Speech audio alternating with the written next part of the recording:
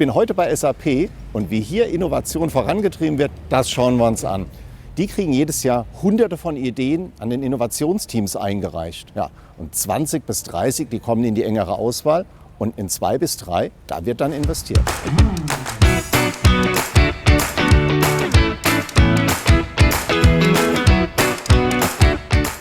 Ah, da sitzt er ja schon.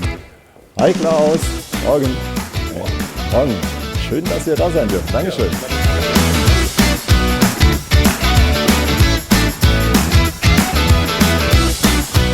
Wer sich mit dem Thema Innovation bei SAP beschäftigt, ist Klaus.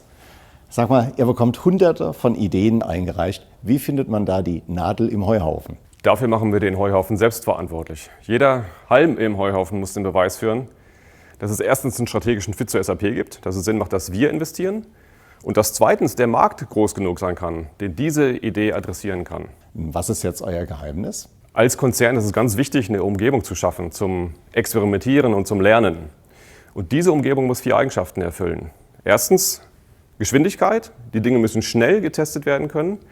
Zweitens Agilität, dass wir auch Veränderungen zulassen und ermöglichen, dass Dinge immer wieder anders ausprobiert werden können. Dass wir drittens sehr kostengünstig vorgehen können. Bevor wir 3 Millionen Euro investieren, müssen wir viel früher erkennen, ob es Sinn macht, diese Idee zu realisieren.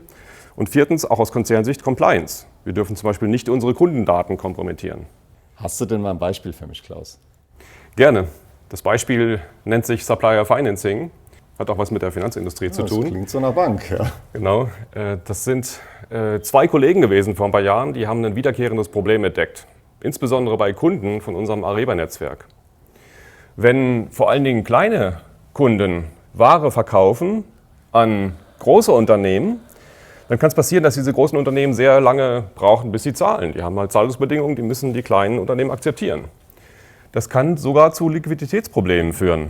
Was haben die beiden Kollegen sich überlegt? Die haben gedacht, denen müssen wir helfen. Also haben sie mit anderen Unternehmen gesprochen, Finanzdienstleistern wie der Deutschen Bank, und haben dem Finanzdienstleister gesagt, pass auf, ich kann dir sagen, wie viel Ware der schon verkauft hat. Mit den Daten aus dem Netzwerk kann ich eine sehr gute Liquiditätsberechnung machen. Ich kann nicht sagen, das Unternehmen ist eigentlich liquide, das wartet nur auf die Zahlungen. Und dadurch kann der Dienstleister sehr günstige Kredite anbieten, viel günstiger als im normalen Markt. Was ist denn jetzt die größte Herausforderung beim Thema Innovation? Naja, aus Konzernsicht ist die größte Herausforderung, dass Innovation immer eine Möglichkeit braucht zum Experimentieren und zum Lernen. Aus Konzernsicht habe ich aber immer ein Bestreben, das bestehende Geschäft zu optimieren und zu verbessern.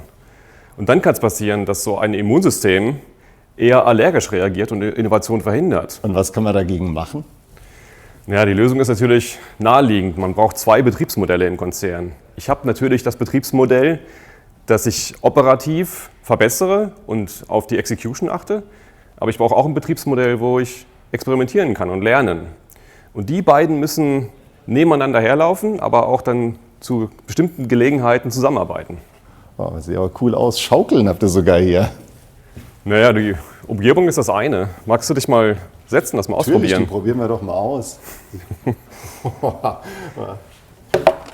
Oje. Du musst natürlich gleichzeitig auch nochmal reflektieren, was ist eigentlich Innovation? Und aus meiner Sicht geht es ja um 2 wesentliche Faktoren, die stimmen müssen. Das eine ist die Veränderungsbereitschaft. Bist du wirklich bereit zu investieren und etwas anders zu machen als bisher? Und das zweite ist, Innovation muss auch immer demonstrieren, dass es einen Nutzen stiftet. Ohne Nutzen handelt es sich nicht um Innovation. Das ist aber unklar. Da gibt es eine Unsicherheit. Ich muss mit dem Risiko umgehen können.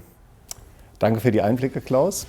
Seid ihr bereit für die Innovation und auch für den Rest?